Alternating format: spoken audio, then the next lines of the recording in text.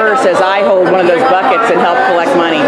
These are the great people, these great souls, and everybody does it with no thanks. Thank you so much. Thank you for telling us.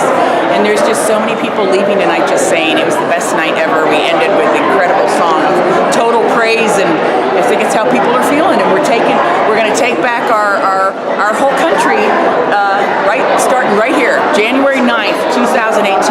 I think that we've had something shifted here this year.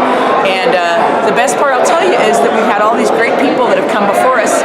Many of them have gone home, as we call it. They've gone back to where they came from. They've gone with God, or whatever we want to say it. But now we've got a whole new group of people coming in with the same sincerity, didn't necessarily participate in the civil rights movements of the 50s and 60s, but instead we're coming up. We have a whole new civil rights movement happening now, and we are going to unite and not divide. And all of us, I think, are trying to live more like Dr. King, because he sees so many of our heroes, and I think a lot of us really are trying to do. I always say that the test always is when I do something, and I think so many of us feel that way.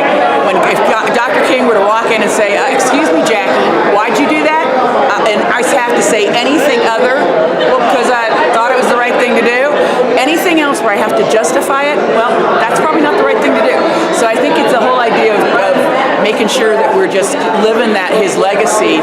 Living his legacy. And so I'm hoping everybody turns out on Monday, because we have this great Orange You Glad That campaign, where no matter what sign we carry, we change the meaning of, instead of being upset, we start having, what we're doing is we're demonstrating through celebrating this year, big time, where we're going to have people come out and say, and I'll give an example. Let's say you have a Black Lives Matter sign. If you put on orange with it, and which we have a lot of orange in Denver this year because our poor Broncos weren't so good, but we have lots and lots of cheap orange. But anyway, put on orange, and what we want to do with it is have folks say, "Oh my gosh, I'm carrying a sign, Black Lives Matter," but no longer is it Black Lives Matter, where we're, instead it's Orange You Glad That Black Lives Matter. So suddenly we create this idea of let's celebrate what's so good about us and stop letting these bad guys control us, and quite frankly feed off of us, because these guys that are mean just seem to, and I think we might all guess who that might be, but they're just mean people, and most of us are great.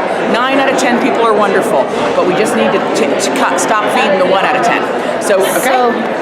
So this year is going to be Dr. Martin Luther King's assassination 50th anniversary. I know. So what do you think is the key things that we need to focus on in order to keep his memory and his legacy alive?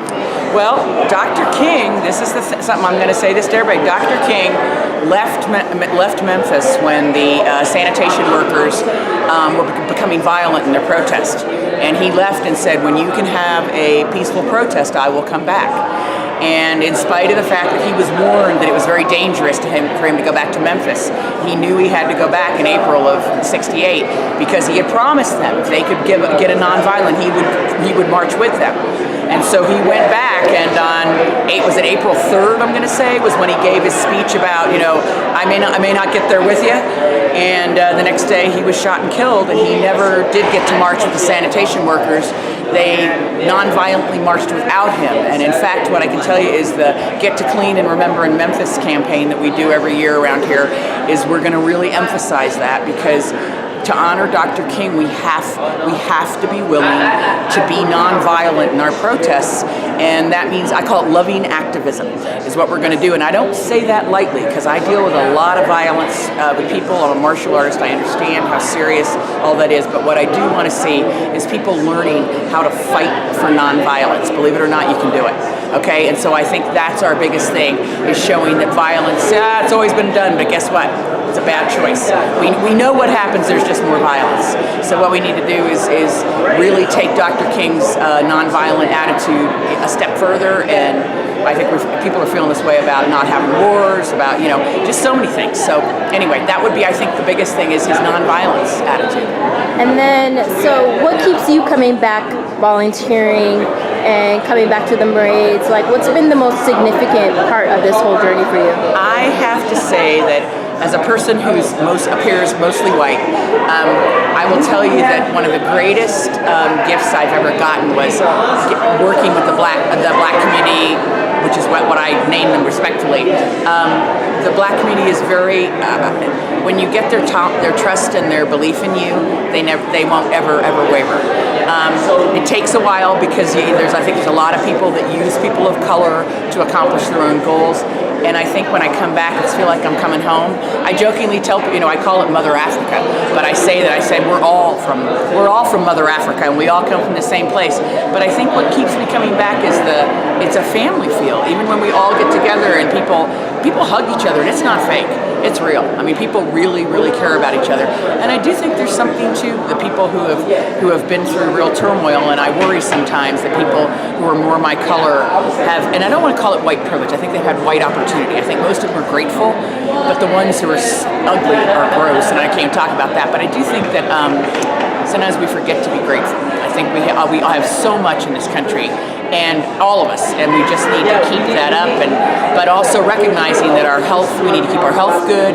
And so I keep coming back too, because Kristen Stewart, who cracks me up, and Sharita, who are our new kind of co-chairs working with the Marade itself, they've nicknamed it. It's the Martin Luther King Marade, but they are calling it the ML5K, okay, which I love because it is. It's a 5K. So hey, you want to get your exercise in? It's a good thing. Okay, so anyway, demonstrating through celebrating. I'm hoping that orange, you glad that, and you'll notice our buckets are orange as well, and that was not intentional. Isn't that funny? I know. So we're excited. So it's the people. It really is, and the hope when it's so rough. Yeah.